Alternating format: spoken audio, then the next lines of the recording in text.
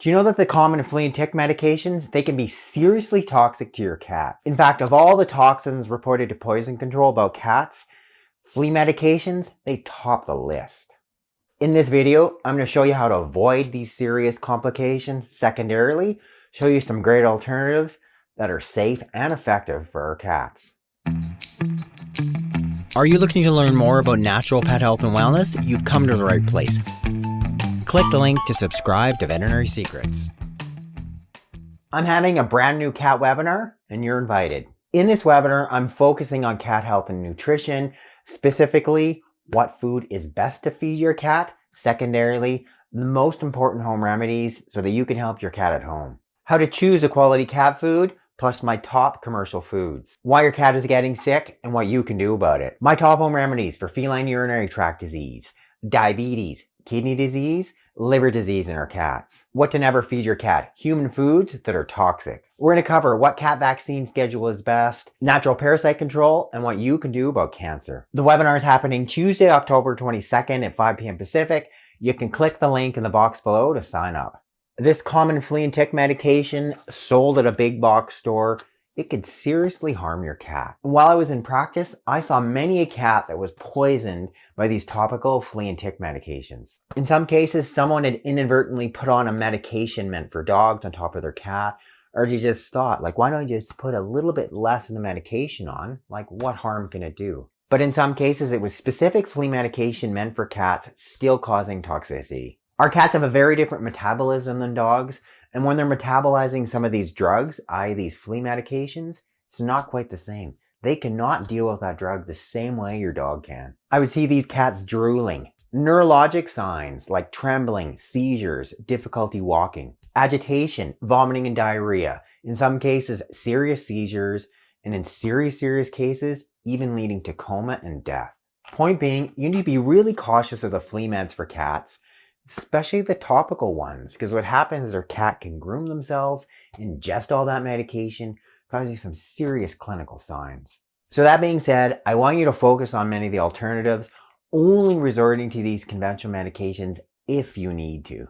Number one, get yourself a flea comb. Just regularly comb your cat. You're running this through this fur daily. If you find flea poop, i.e. flea dirt, well then you know your cat has fleas. You find a flea, you remove it. It's by far and away the easiest, least expensive, and the safest thing to do. Number two, consider catnip. The essential oil in catnip, nipatolactone, it has proven anti-flea repellent properties. Like, isn't that amazing? You know, there's an oil in catnip which is helping cats repel fleas. So catnip is 100% safe for your cat.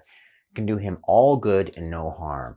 So just get more catnip into your house. Give him catnip on a daily basis. Let him lick it. Sprinkle some of it onto his fur. This alone can help repel fleas. Number three, brewer's yeast. Brewer's yeast, it's rich in B vitamins. It's rich in some great essential minerals. It's rich in chromium, which has been really beneficial to help prevent and potentially treat diabetes. It's got really high levels of potassium. There is general consensus, though, that if you give this to your cat on a daily basis, you can help him repel fleas. Of all the different holistic natural products out there, they've seen some really good results with brewer's yeast. No, it's not going to be near as effective as that topical flea and tick medication, but can help repel the fleas, keep them under control. I actually use it a lot. It's great on top of popcorn. Smells good. It's got all these good things in it. These really high levels of B vitamins. So it's good for our brains, etc. A suggested starting dose, about 1/2 to 1 teaspoon per cat a day. Start with 1/4 teaspoon in the morning, 1/4 teaspoon at night. Sprinkle it onto your cat's food. Number four, this here, Diatomaceous earth. Diatomaceous earth, the skeletons of little microscopic sea organisms that lived hundreds of millions of years ago. When you find it in the earth now, it kind of looks like flour. Wow, I can only open the bag. Wouldn't that be wonderful? So there it is here. You can see the white powder. Kind of looks like flour. But don't make your cookies with it. Diatomaceous earth works in terms of drying out the exoskeleton of the flea. Right? You sprinkle it on top, it dries out that skeleton. You sprinkle over top of your cat, you put it in the cracks and crevices of your house. The flea crawls in it, and guess what? His skeleton dries out, and he dies. And in fact, I've used Diatomaceous earth. I've used it in my garden. I was all happy when I first started growing lettuce till the slugs started eating it. So I just like lightly dusted all that lettuce with this stuff, the diatomaceous earth, killed the slugs, they died, and also it's safe for you and I or dogs and cats to ingest. And that is also used as a natural dewormer. So something that's safe, potentially effective, natural. So number one, you can just sprinkle it in the cracks and crevices in your house. That's more likely where the fleas are going to hide, they're going to lay their eggs, turn into larvae, and keep that life cycle going. That'll help dry them up, right?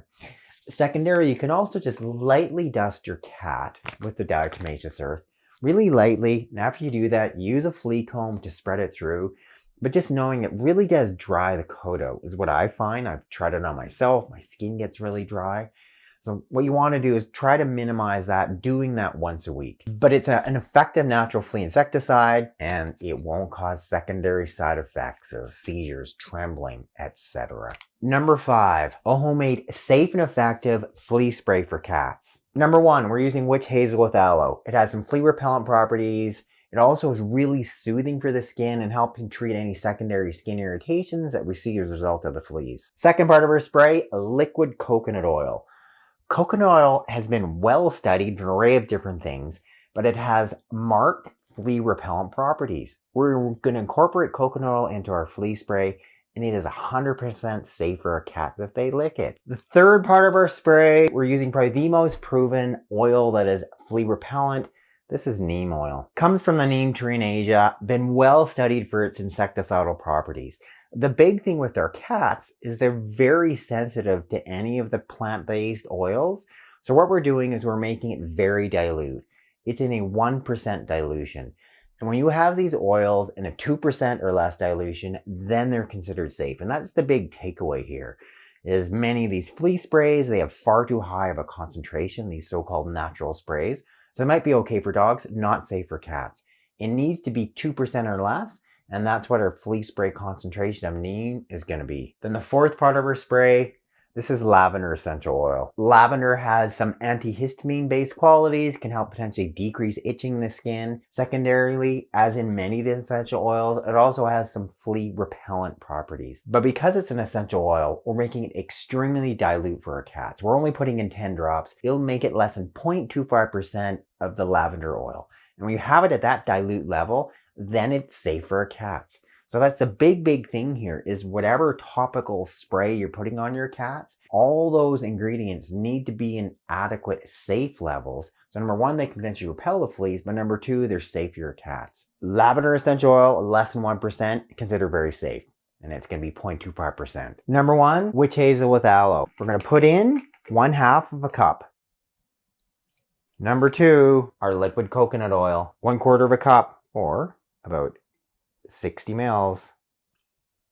Number 3, from the neem tree in Asia, neem oil. 2 droppers full or 2 mils. You want to make sure that you warm this up first, because when it sits in a cool place, it gets like a thick oil. Last but not least, we have lavender essential oil. Putting in 10 drops. There's 10. I then suggest to get yourself an empty spray bottle, and you're going to pour your entire concoction into your bottle. There'll be no fleas in this household. You're going to lightly mist your cat with this once a week. Then you use the flea comb to evenly spread it through your cat's fur. If you incorporate all these things, you can really make a difference in your cat not having fleas. Secondarily, you not having to use these toxic flea medications, avoiding serious side effects in your cat. Thank you so much for watching this edition of Veterinary Secrets, and I really encourage you to sign up for our brand new cat webinar. What to feed your cat, what not to feed your cat, and my most important natural cat health remedies. Raw versus homemade versus canned versus kibble. What food is best to feed your cat? Kidney disease, liver disease, diabetes, urinary tract disease, and cancer. I'm going to be showing you my most important natural home remedies. Supplements, natural ingredients to keep your cat healthy and extend your cat's life. The webinar is free. It's happening Tuesday, October 22nd at 5 p.m. Pacific, and you're invited. Click the link in my bio to sign up. Click up there to subscribe, hit the bell to sign up for notifications. Then when you click that link directly in the box below, I can send you a copy of my free book.